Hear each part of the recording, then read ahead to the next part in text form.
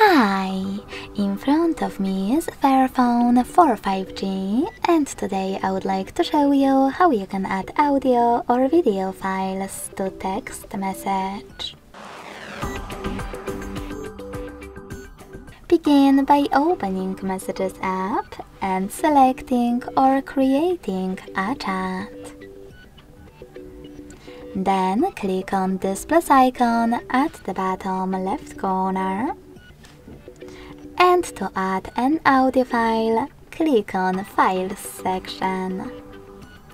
Now you can tap on Audio filter at the top. Select one of those apps, or click on those three lines at the top left corner to pick one of those sources.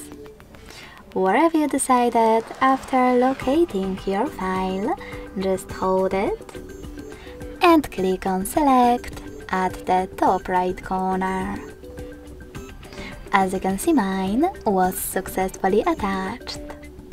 If you wish to add a video one, click on Gallery section instead. Then look for your video over here and click on it, or select Folders at the top. Now you can add your video the same way as an audio file. Following that, tap on the best option for you. You can send it as Google Photos link or as a low quality video. Wherever you decided, just click on Add at the bottom right corner.